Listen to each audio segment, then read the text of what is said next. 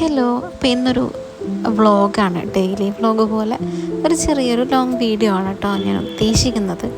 അപ്പോൾ ഇന്ന് പുറത്തൊക്കെ പോയി നമ്മുടെ കക്കട്ടിലൊരു മാളുണ്ട്, അങ്ങോട്ടേക്ക് പോയി. പിന്നെ ചേച്ചി എവിടെയായിരുന്നു വർക്ക് ചെയ്യുന്നത്, ചേച്ചീനൊക്കെ കണ്ടു. പിന്നെ വരുന്ന വഴിക്ക് ചേച്ചീന് മോനുണ്ടായിരുന്നു, അവനെയും പിക്ക് ചെയ്തിട്ട് പോകുന്നൊരു വഴിയാണ് കേട്ടോ ഇത്.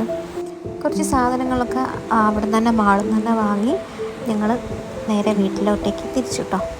അപ്പോൾ ബാക്കി വിശേഷങ്ങൾ നമുക്ക് വീട്ടിലെത്തിയിട്ട് കാണാം.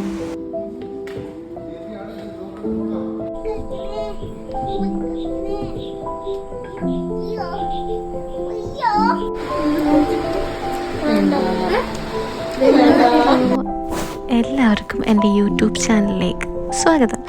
അപ്പോൾ ഇന്ന് നമ്മൾ ഉണ്ടാക്കാൻ പോകുന്നത് കിവി ജ്യൂസാണ്. കിവി ജ്യൂസ് ഏകദേശം ടേസ്റ്റ് വരുന്നത് പാഷൻ ഫ്രൂട്ടിൻ്റെ ഒക്കെ ഒരു ടേസ്റ്റാണ്. നമ്മൾ പാലിൽ ഒഴിച്ചിട്ടും നമ്മൾ ഈ ഷേക്ക് പോലെ ഉണ്ടാക്കാം, അല്ലാതെ നമ്മൾ കോൾഡ് വാട്ടറിൽ നമുക്കിത് ഉണ്ടാക്കാം. പിന്നെ ഞാൻ ഡെക്കറേറ്റ് ചെയ്യാൻ വേണ്ടിയിട്ട് ഗ്ലാസിൻ്റെ സൈഡിൽ കിവി ജസ്റ്റ് ഒട്ടിച്ച് വെച്ചു. ഫൈനൽ റിസൾട്ട് നോക്കാം എങ്ങനെ ഉണ്ടെന്ന് കേട്ടോ. പിന്നെ ഞാൻ കുറച്ച് ചിയാ സീഡും വെച്ചു, കാരണം കിവി ജ്യൂസിന് കിവി സീഡ് വരുമ്പോൾ ഒരു പ്രത്യേക ഭംഗിയാണ് കാണാൻ വേണ്ടിയിട്ട്.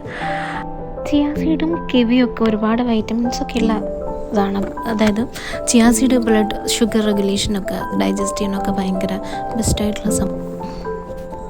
എനിക്കിതിൻ്റെ ടേസ്റ്റ് അതിന് ഒരു സിമിലാരിറ്റി തോന്നിയത് പാഷൻ ഫ്രൂട്ടൊക്കെ നമ്മൾ ജ്യൂസ് അടിച്ച് കുടിക്കുന്ന ഒരു ഫീലാണ്.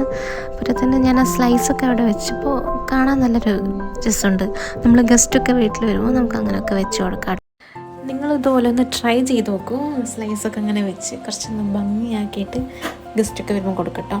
അപ്പോൾ ഇന്ന് ഈവനിങ് ആയപ്പോൾ കുറച്ച് ഒരു ചില്ലാവാൻ വേണ്ടി ഞങ്ങൾ ഫിഷിങ്ങിനൊക്കെ പോയിരുന്നു. ചരണ്ടത്തൂർ വയലെന്ന് പറയും. ഈവനിങ് അങ്ങോട്ടേക്കാട്ടോ പോയത്.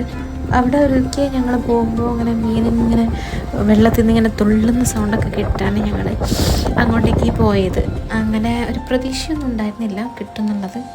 പക്ഷെ ഞങ്ങൾ ഈവനിങ് ആയപ്പോൾ ചരണ്ടത്തൂരെത്തി. അവിടുത്തെ വയൽ കാണാൻ അടിപൊളിയാണ്. ഞാൻ അങ്ങനെ മീൻ പിടിക്കാനൊന്നും ഇതുവരെ പോയിട്ടില്ല, ഫിഷിംഗ് ഒന്നും ഭയങ്കര എക്സ്പീരിയൻസ് ചെയ്തിട്ടില്ല. പക്ഷേ ഹസ്ബൻഡിൻ്റെ കൂടെ പോകുമ്പോൾ ഒരു നല്ലൊരു വൈബല്ലേ. അപ്പോൾ ഈവനിങ്ങിലൊക്കെ ആകുമ്പോൾ ഫ്രീ ആയിട്ടിരിക്കുന്ന സമയത്തൊക്കെ ഫിഷിങ്ങിനൊക്കെ പോകുമ്പോൾ നല്ല രസമായിരുന്നു. ഒരുപാട് സ്ഥലങ്ങളിലിങ്ങനെ ചൂണ്ടൊക്കെ ഇട്ടിട്ടാണ് നമുക്ക് അവസാനം ഈ മീൻ കിട്ടുന്നത്. ഭയങ്കര സന്തോഷമായിരുന്നു ഫസ്റ്റ് ടൈം ഇങ്ങനെ ഫിഷിങ്ങിനൊക്കെ പോയി മീനൊക്കെ കിട്ടുന്നത്.